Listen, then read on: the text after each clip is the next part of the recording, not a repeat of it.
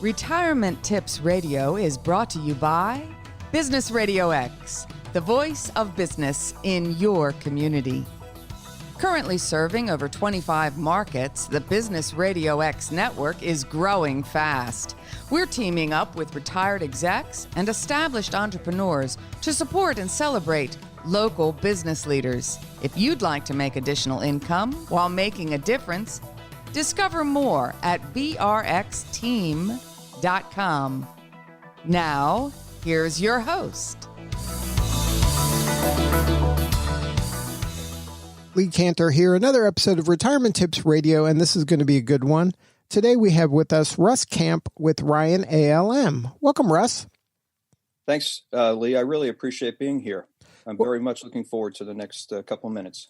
All right. Well, before we get too far into things, tell us about Ryan ALM. How are you serving folks?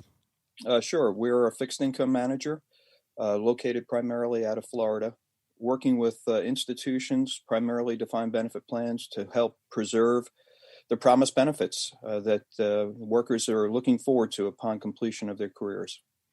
So now I guess you're in the belly of the beast in Florida, one of the retirement capitals in this country. What is the current state of retirement now in the United States? Well, for many Americans, it's a challenge. Decades ago, most people who worked in this country enjoyed the benefits of a defined benefit plan. They had an employer who sponsored a plan. They either contributed to it or the employer did all the contributing. But at the end of their career, they very much look forward to receiving a monthly check for as long as they lived. So we've gone from about 50% of the private sector being covered by a defined benefit plan in 1986 to where today we have just about 14% of our private sector covered, and only about a third of those are actually in live plans. So for the remainder of us, it's either funded through an IRA or an employer-sponsored 401k plan, but that comes with a lot of hazards. There are a lot of American workers who are fully employed that just don't have the discretionary income to fund a retirement plan. If they're fortunate to do so, they then have to manage this plan on their own, whereas a defined benefit plan used to have professional management. A defined contribution plan is basically you're left to your own devices. And then the math problem gets even more difficult and challenging because upon completion of our career, when we receive this account balance, we now have to estimate how long we're going to live and how to disperse it over that period of time. So it's really challenging. And I think it's unfortunate. I really do believe that we are a more stable economy and a stable country with a defined benefit framework, but that's not where we are today.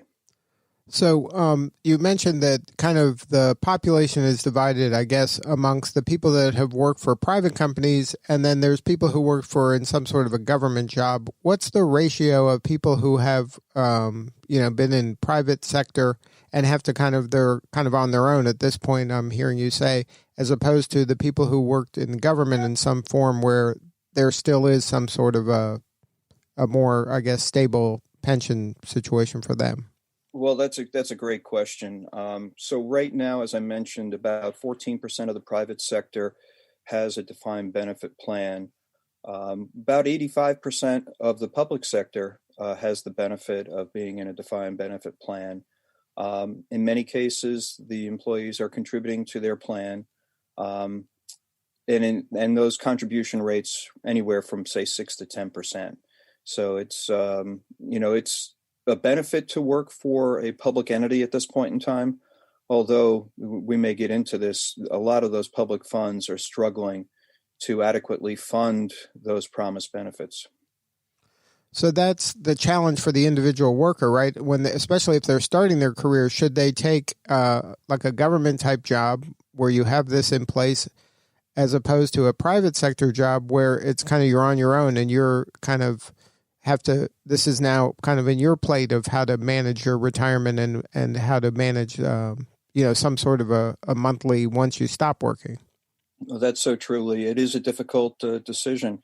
It used to be that folks with government jobs maybe made a little bit less money than the private sector. but they did receive the benefits of post-health care as well as a sound retirement system. I'm not sure that the private sector has actually kept pace with the government sector in terms of annual increases. I mean, it's rare these days that the private sector is enjoying, annual 3% increases. So it may actually not be as difficult a decision as it once was. I believe that folks who have public jobs are probably receiving compensation that's certainly competitive, if not better, than the private sector. Plus, they then get the promise of a defined benefit plan and, in many cases, post-health care. So it may actually be a time for people to step up in the private sector because the competition is going to get a little bit more challenging for quality workers. Now, in your work, you work primarily with private sector companies to help them with their plans? Like, what is your company's kind of day-to-day?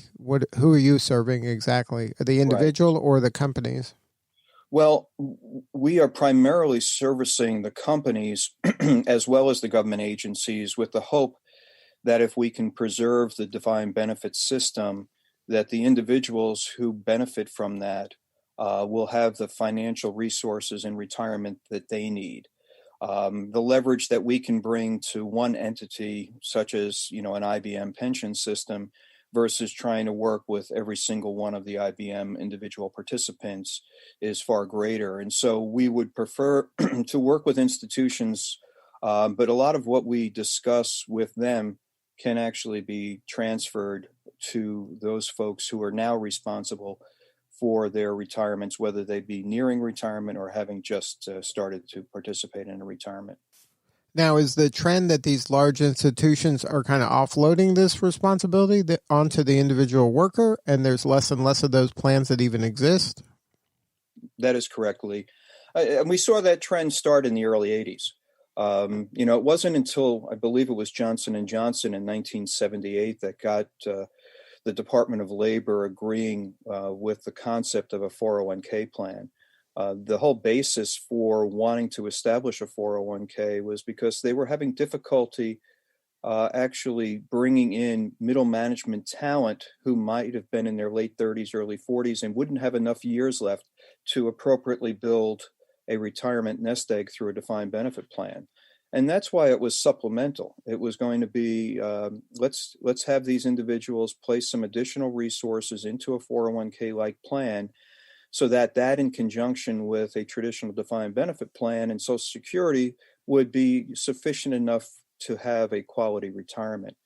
Unfortunately, 401k plans really caught on. It caught on not only from the sponsor of defined benefit plans, who no longer wanted to have the impact of contribution volatility on their income statements, but employees also thought that they would prefer to have the freedom to move from one entity to the next. These things became portable, whereas defined benefit plan liabilities were not. And so, unfortunately, we got what we asked for. Many people like the idea of a 401k, but what we have found is that roughly 50% of all withdrawals from 401ks are premature. That actual movement from one employer to another often results in these small balances being cashed out, so that the individual investor loses the opportunity to compound these asset bases over long periods of time. And plus, you're asking individuals who are not trained. If I had to have something done on my house, my wife would be the first person to say, there's no way that you're going to touch the electric, the plumbing, the carpentry work, masonry, anything, because I don't have that talent. I don't have the experience. I'm not certified to do that. Why do we think that all of these individuals, 99.9% of us who have never been trained to be portfolio managers, why do we think all of a sudden they're going to have the skills to be able to do a job that I've seen many investment professionals have a difficult time handling? So it's just a silly concept that defined contribution plans ever moved from being a supplemental form of retirement to somebody's full-time retirement vehicle. So is this just kind of a United States thing? Because, in the United States, there's a portion of the population that is freedom first. This give me control. I want to be kind of responsible and accountable for me. So then, therefore, I don't need some entity to tell me what's best for me. I can make these own kind of judgments myself. And then kind of the pendulum, the other side of the coin for that is, well, there's, like you said, a lot of people that don't know how to do it, or they're not skilled at doing it, or they think they do, but they're wrong. And then the ramifications of that are that, what they thought they had is gone or disappearing much faster than it should in the hands of somebody more knowledgeable. So how do we kind of balance that? Because you can't deny that that's part of America is freedom and the freedom to screw up, right? Absolutely. Oh, no question about it. And I'm all for defined contribution plans because I think that individuals should be able to sock away more of the hard money that they're earning. But I do believe that the primary retirement vehicle for a majority of Americans should be a defined benefit plan. So perhaps what we see as this country would be a lower defined benefit that guarantees maybe 35 or 40% of one's compensation to be received on a monthly basis. So there's at least this annuity throughout the life of the participant. And then we have a supplemental form of income for anybody who can put some additional money aside. Now, the problem is, again, the issue of portability. We don't have the same employee and employer relationship that we once did. My dad worked for the same company for 44 years. That you just don't see that anymore. There isn't the same loyalty among either the employee or the employer. We've gone to a more on-call workforce, and that's resulted in having fewer benefits for a lot of the employees. What we need to probably establish, and I know that there are efforts underway in several states, is to have a defined benefit plan that's created for individual workers outside of the specific entity for whom they're working, and to have it funded by your employer into this plan, but that becomes portable. If you go to another employer, they make contributions on your behalf. Maybe you make contributions as well into the state-sponsored or federal-sponsored plan, so that at the end of your career, you actually have a defined benefit that may, again, represent 35 or 40% of your final average salary. You can still have a 401k plan. There are issues with 401k plans that need to be resolved, but I do believe that we can create a system where that people who have worked for 30 or 40 years don't end up with nothing on the last day of their employment. And we're finding that more and more. I mean, there are studies from the National Institute on Retirement Security, from the Center of Retirement Research out of Boston College, and a number of others, pension organizations that just show just how fragile our retirement system is right now. Certainly those that have the means, the financial means, are doing fine, but that seems to be becoming a smaller and smaller percentage of our working population. Now, I recently saw a proposal, I think it was an economist, but it might have been a financial person, that said that if the government gave $6,500 to every newborn and put it in some sort of an index type fund, or some stock market based fund that would take advantage of that compounding, that by the time they were 65, there would be like over $1 million based on historical. Is something like that kind of a way to skin the cat? Because I think at some point that you're going to have to disengage. You can't connect the employer with the person. Because we're trending into a world that has, it's kind of free agent nation where every person is just kind of cobbling together a livelihood, and that could be through multiple kind of revenue streams. And it's less, like you said, where people work for many years in a big entity. In today's world, people are job jumping, sometimes every 6 months for another opportunity. I agree with you. I think that, and that's why I mentioned earlier that if we can get all the states in this country to establish a state-sponsored defined benefit plan, so that if you are fully employed within that state, no matter who you're working for, a contribution is made to that plan on your behalf. And again, it doesn't have to be rich. We're trying to make sure that there is a base level of retirement benefits that have been achieved. And then you have the opportunity through supplemental income. If we're going to just rely solely on an individual's ability to fund manage and disperse a retirement benefit, we're going to have a real crisis. It's just not going to happen. We have too few Americans who have the disposable income in this environment to adequately fund their retirement. I mean, it's just, it was recognized years ago when those that are age 50 can have what's called a catch-up contribution each year. So if the average American below 50 can contribute $19,000 into a 401k plan, those 50 and older who are employed can contribute an additional $6,000. Well, that's great. But the average American is not making $100,000 a year. And even if they were, to put $25,000 of that into a 401k is going to be very challenging. But in fact, only about 13%, according to Vanguard, ever make the full catch-up contribution. I mean, that just shows, it shows several things, that we have a lot of lowly compensated American workers, and we have very few people who are in a position, for whatever reason, to max out on their contributions. So I absolutely agree with you. I kind of like the concept of having an individual account created at birth and allow that compounding. You mentioned, however, $1 million portfolio, and I just want to comment on that briefly if I can. It used to be that $1 million was considered, kind of a golden target, that you could generate $50,000 a year through both dividends and interest income rather easily and not have to eat too much into your corpus. Unfortunately, given the historic low level of interest rates today, you probably need somewhere between 3 and 5 million to just get to that 50,000, unless you're willing to go into much riskier investments. And by that, I mean, we're seeing a tremendous push into senior secured debt. We're seeing the use of high yield to a greater extent, bank loans, and all these different instruments that for the average retiree is scary. They're being forced because of Federal Reserve policy to pursue riskier investment strategies. So right now we're in an investing environment where rates are historically low. Most of the debt that's being financed to support corporate America is coming out as a triple B, rating.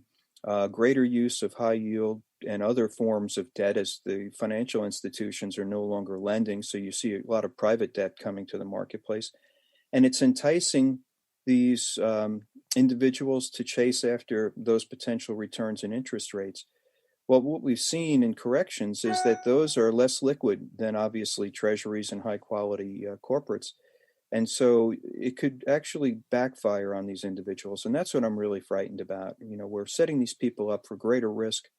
If you've already retired, you really have no means to make it up. So it's not a great situation right now. And I don't mean to be so negative. I'm trying not to be, but it's a challenging environment, and we need to kind of roll up our sleeves right now and come up with answers that will help the average American. Now, how does your firm help these enterprise companies kind of make their pension funds more sustainable? Well, that's a great question, and thank you for asking that. The most important thing to remember is that when defined benefit plans first came out, they were managed like insurance companies and lottery systems. It is rare that you hear of a problem with either of those two entities. And the reason for that is they know what the future liability looks like. And instead of playing games trying to cobble together an asset allocation that might be able to achieve a certain rate of return, they basically immunize and defease that long-term liability by funding today in present value dollars what that future value promise looks like. And they just do that over and over again, not willing to subject their assets to the whims of the market. Well, pension systems were like that also. They were heavily skewed towards fixed income. They were heavily focused on the liabilities. And it wasn't really until the early 80s that whole situation changed, where all of a sudden the 7.5% return on asset objective became the focus. And what it did is it really reduced the burden on individual cities and states or corporations to fund those promised benefits. And I think it's wrong. I think it's absolutely wrong that change in focus occurred, because it's created a much more volatile pattern of performance. It's created a lot more uncertainty with regard to, meeting future promises. And it's set up a lot of these, I think, corporations to want to get out of defined benefit plans because they just couldn't stand the volatility on their income statements and balance sheets. So that change in focus has really come back to, I think, haunt the retirement systems. So all we're trying to do, Lee, is get back to the basics and basically say to corporate America or public funds or multi-employer plans, which are the union plans, if you have fixed income in your portfolio today, don't try to play the interest rate game. Don't try to make it a performance portfolio. Just take those assets, secure the promised benefits as far out as you possibly can go, from the next payment is, out to 10 years or more, and get away from all of the volatility associated with it. And that's what we're trying to do. We're just trying to counsel plan sponsors to get back to the basics, to de-risk these systems where possible. And in many cases, the funding of these things are so poor that they really can only secure the next 4, 5, 6 years. But at least that's a start. You're buying enough time to allow your portfolio to wade through challenging environments like we witnessed earlier this year.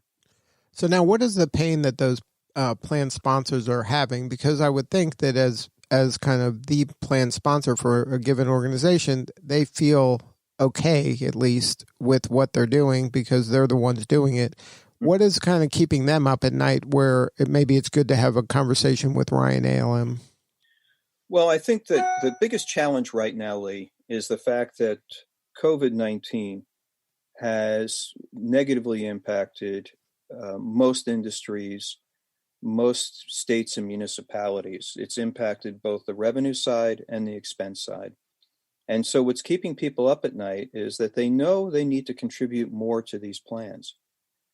But if you have a business that is fragile, if you have a state like New Jersey that just had to borrow $9.9 billion from the federal government, if you have a city like Chicago that's struggling to fund their pension systems, you can't tax your way out of this.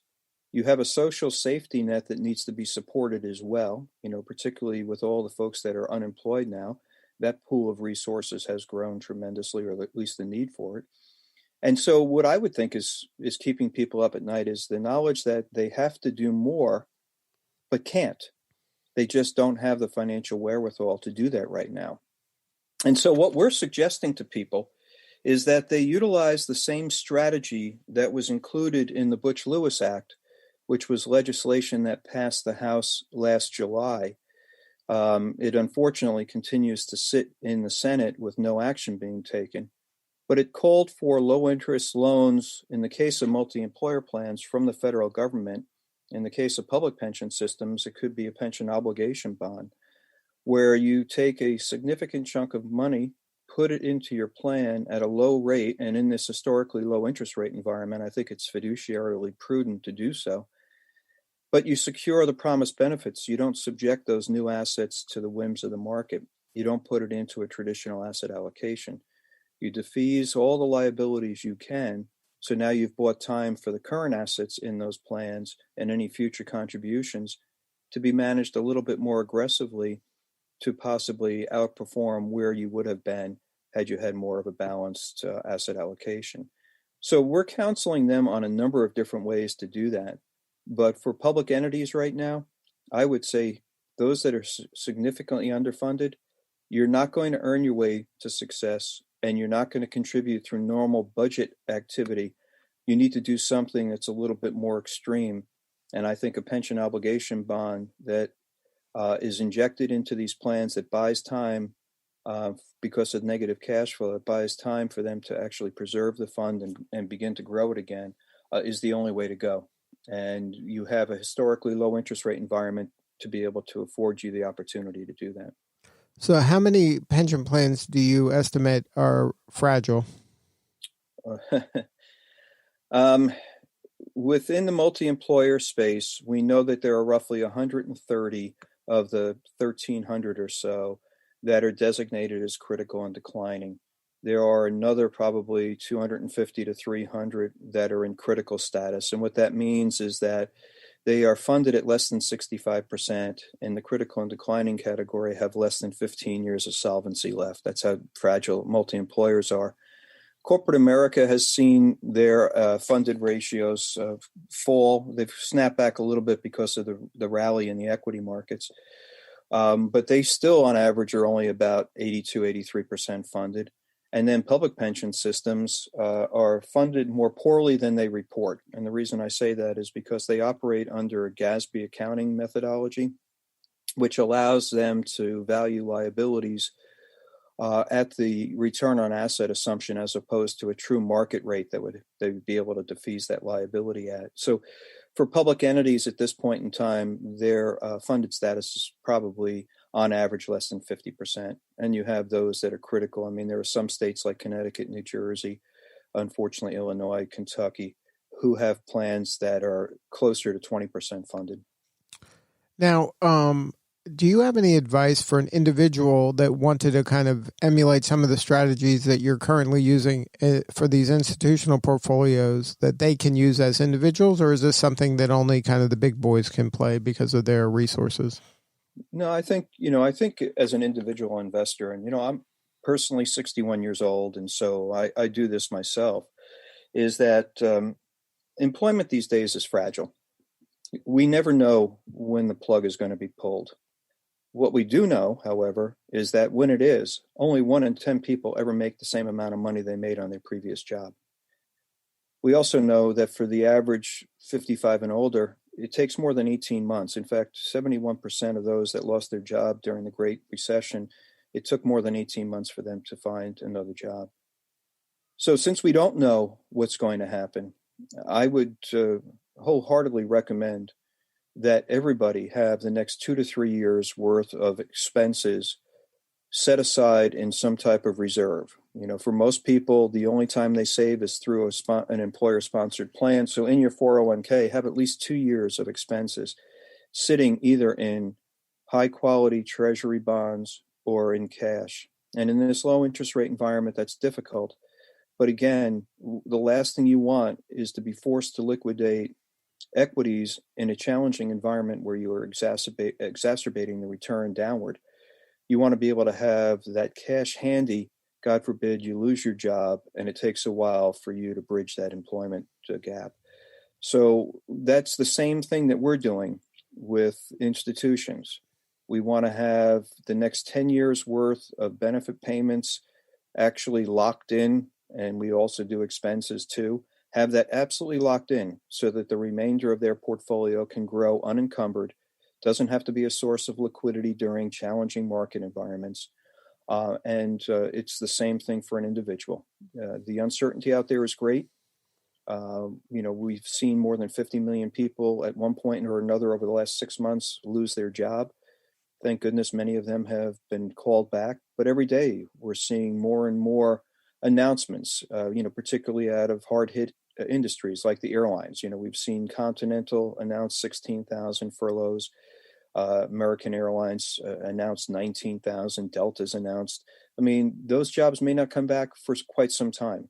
So those poor people are going to have to either rely on what they've saved right now, or they're going to have to take on more debt, either by, remortgaging their homes, or unfortunately, they may have to prematurely hit Social Security at the earliest age, 62, or do all of those things.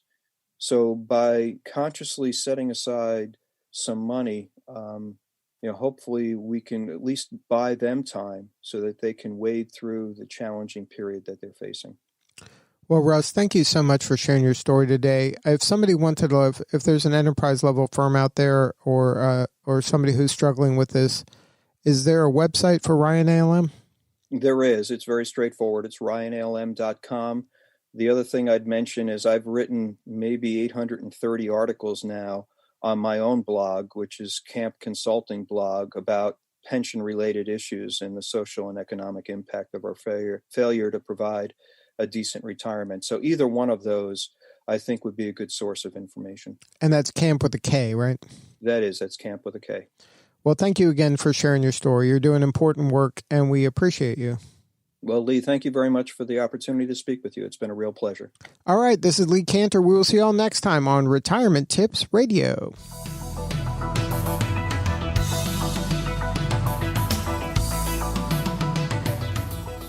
Retirement Tips Radio is brought to you by Business RadioX, the voice of business in your community.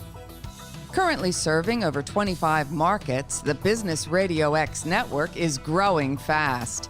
We're teaming up with retired execs and established entrepreneurs to support and celebrate local business leaders. If you'd like to make additional income while making a difference, discover more at brxteam.com.